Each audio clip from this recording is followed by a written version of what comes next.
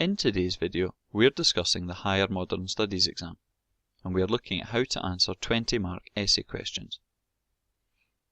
The final Modern Studies exam is made up of two parts: Paper 1, which focuses on essay questions, and Paper 2, which is based on source questions.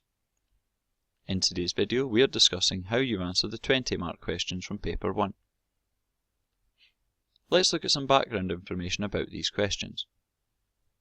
There are two types of essay questions, but today we are looking at the 20-mark questions.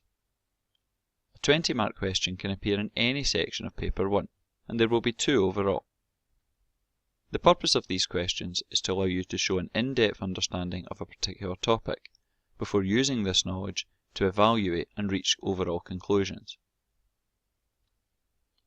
Let's look at how you can get marks for the 20-mark questions. 8 marks are available for each piece of relevant knowledge that you provide, which helps answer the question. You can gain up to 10 marks for analysis and evaluation, which is when you discuss the relevance of your knowledge and how it helps answer the question. You can also gain a further 2 marks for correctly structuring your answer. Let's look at one possible way to answer the question and maximise the marks that you get. You should start with an introduction. This is when you state the issue that you are going to discuss in your question and the specific factors you'll consider as part of this. You should then write 3 paragraphs. Each paragraph should cover a factor which is relevant to answering the question, where you examine arguments for and against its importance before you make an overall decision. Finally, you should give a conclusion where you summarise the key points of your essay and give an overall answer to the specific question.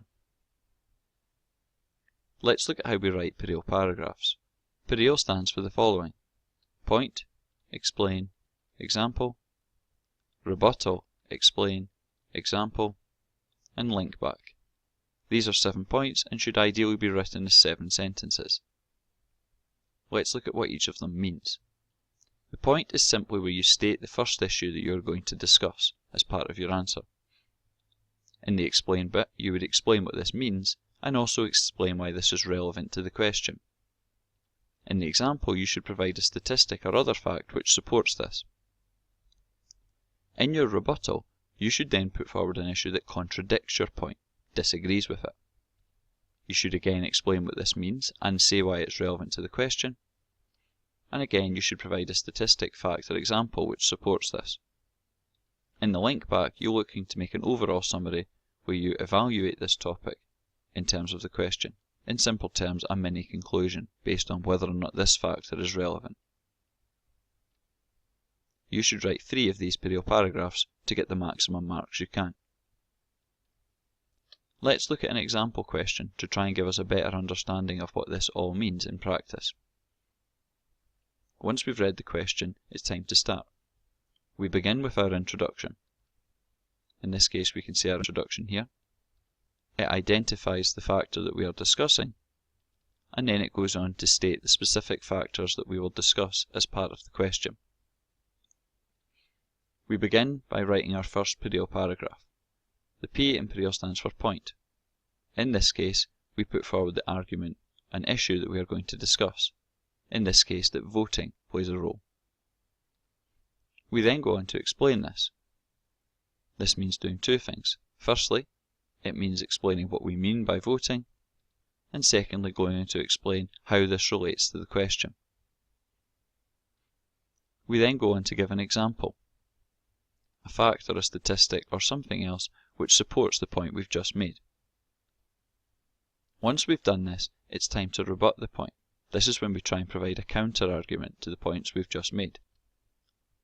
In this case, we put forward an issue against the issue of voting. Having done so, it's now the time to explain.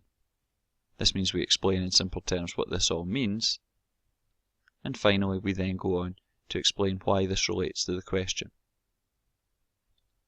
We then go on and give an example, again a statistic or fact or something else which allows us to better see that this point may be correct. Having done all of this, it's time to link back. In this case, we simply want to make a decision about what we believe this factor proves in terms of the overall question. we should try and repeat this process twice more, giving us 3 period paragraphs overall. Once we've done this, it's then time to give a conclusion. We overall make sure what our decision is, and then we provide bits of evidence that support the decision that we've come to. Remember, overall the way to structure these essays is as follows. Start with an introduction where you state the issue you'll discuss and the factors you'll consider as part of it. Go on then to write 3 period paragraphs.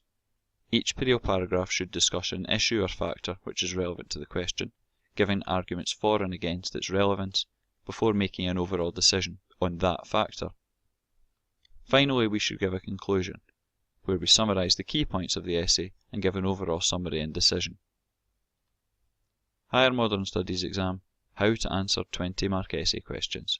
It's really that simple.